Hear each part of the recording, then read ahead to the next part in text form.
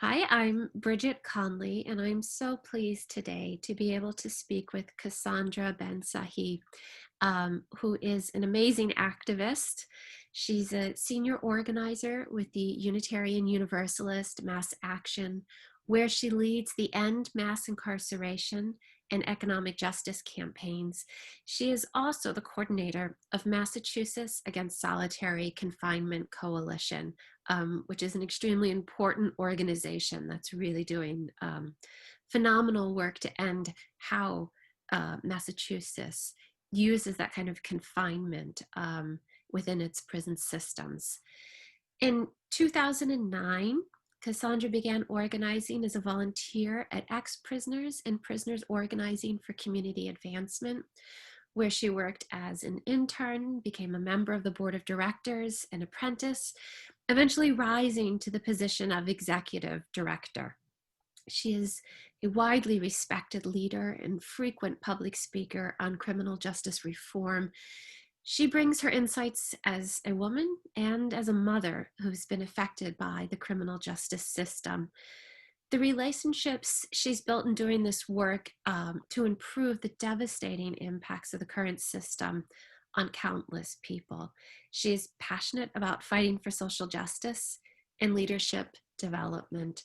And Cassandra, it's an honor to have you here with me today.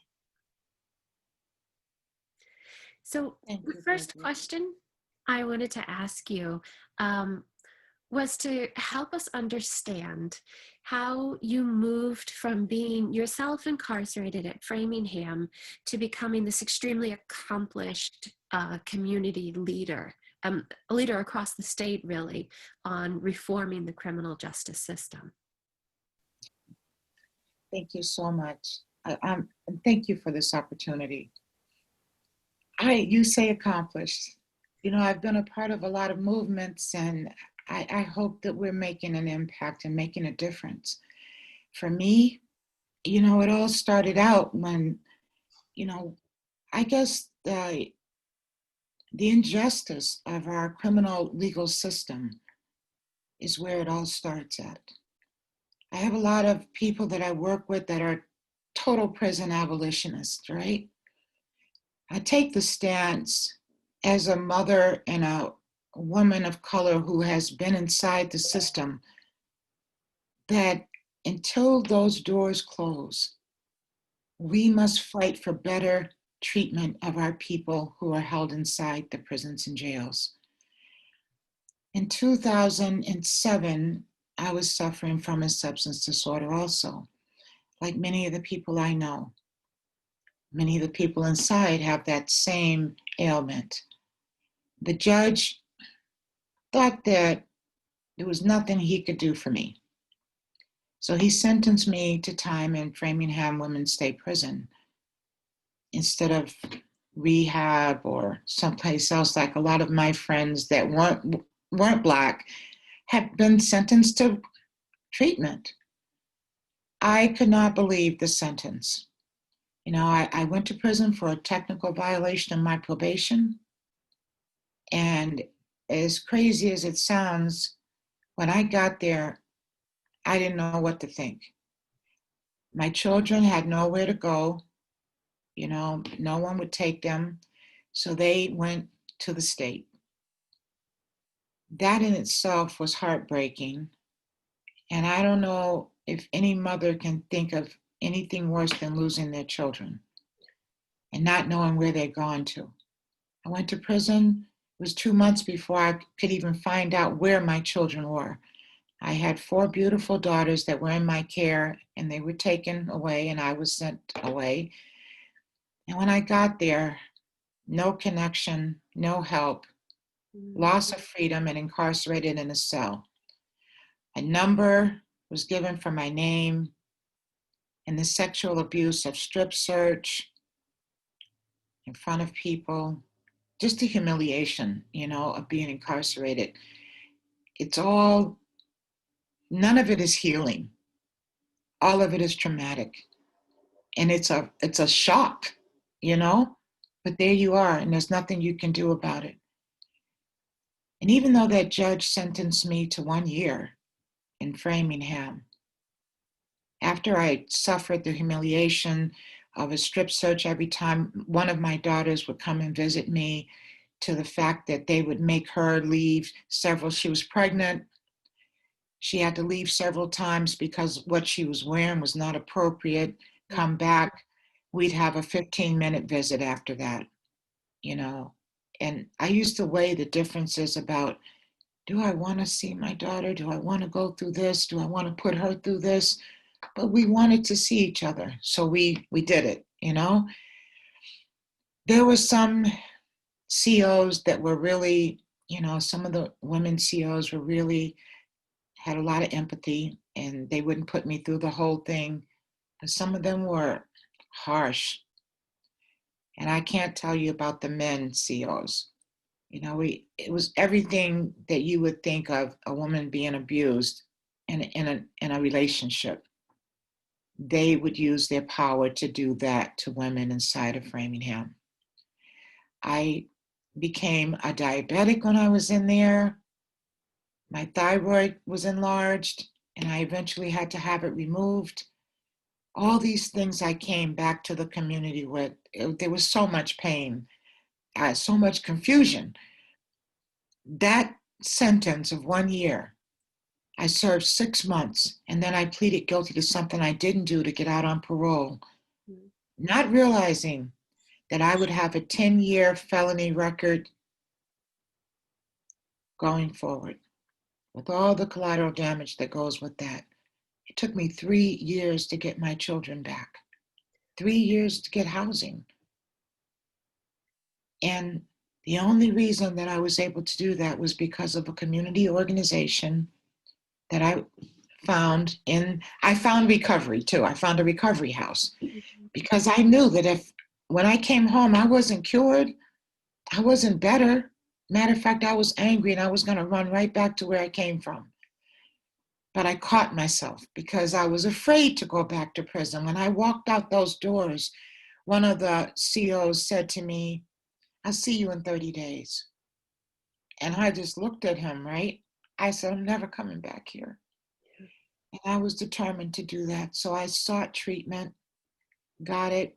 And in that treatment facility, a community member came in that was organizing people who had been incarcerated. And they were organizing so that our voices could be heard and we could lift up our truths and make some changes to legislation that would help us to move forward with our lives. And I remembered when I was young how much I admired Angela Davis and the Black Panthers and the work that they were doing to improve their community and to help the people in their community in any way they could. And so I thought about it. I said, well, I don't have nothing else to do. Let me join.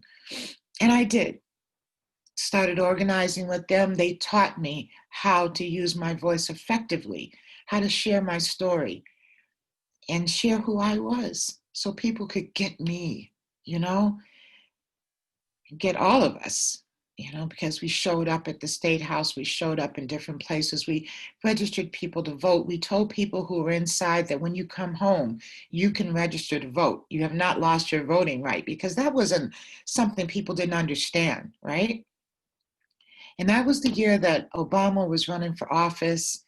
And when he won, I can't tell you how I felt so much a part of that victory, right?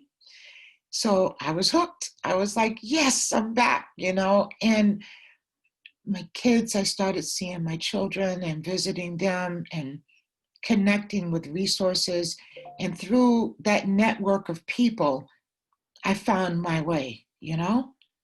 Got housing, got my children back, but they were dropped off at the doorstep. You know, DCF, the Department of Children's Services, they they don't give you a lot of guidance. They told me I was angry. And you're damn right I was angry. They were coming around, letting me see my kids for an hour on the weekend and telling me that I was never going to get them back. And I was determined to get my children back. So I fought and I spoke at these different hearings that they had, and I advocated for myself, just like the organizing taught me. I told my story and I told him who I was today. And he looked at the people and he said, why is not the goal unification for this mother? Why is it adoption? Her children are like almost, they're teenagers. He said, I think we're going to change the goal. And that's when I knew how powerful my voice could be. I got my children back. But even that was a struggle because I didn't know what to do with them. You know, I was like, my money was low and Mm. they had been given a check to get clothing all the time and they were used to that. There was school. I didn't have money for school clothes. It was a lot.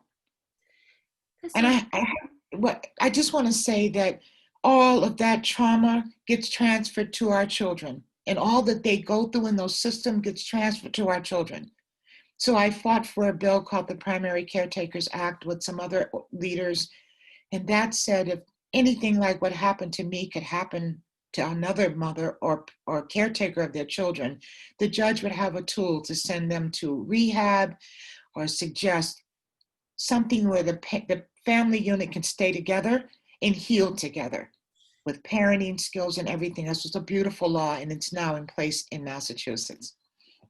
congratulations on that. And I think that points to something that I think is so crucial because I can imagine someone might hear parts of your story and say, well, that's what prison's supposed to do, right? It's supposed to make you never want to go back and to be such a harsh punishment that people change their lives.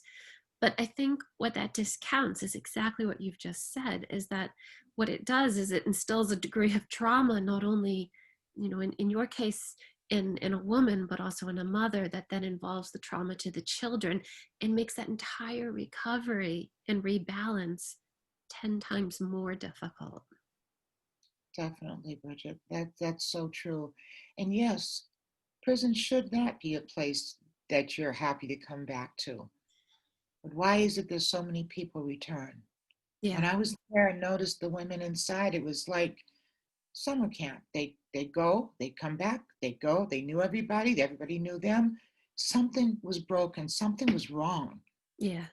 When your life outside of those walls is not better than being there, that seems to me to be intentional.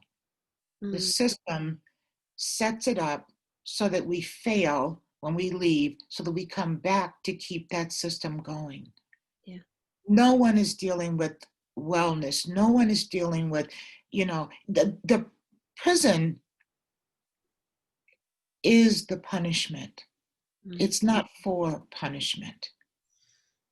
No one should be beaten. No one should be ignored that has mental health issues. And I had PTSD. I had trauma. I came from violence in my past, domestic violence, sexual violence. I had been shot before. That led to my substance disorder, the medication that I was put on from healing from the gunshot wound. I mean, no one deals with that trauma. And then you're sent there, and there's more compounded on top of that. So we're not saying that you need to make us love prison, yeah. but we're saying how can our prisons be places where people can get better so that when they return to the community, they can be a part of that community in a positive way. And they don't bring violence and anger with them when they come out. Our problems are not exacerbated by the conditions, or the treatment is not about punishment and torture, mentally and physically. And the women that you leave behind, you think about them. And I think it's like, I compare it to like losing a loved one.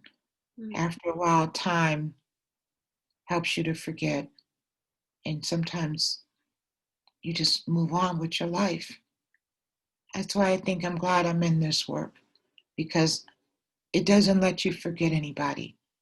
You carry the people with you and you remember them and you keep thinking of ways that you can reach out and make it better.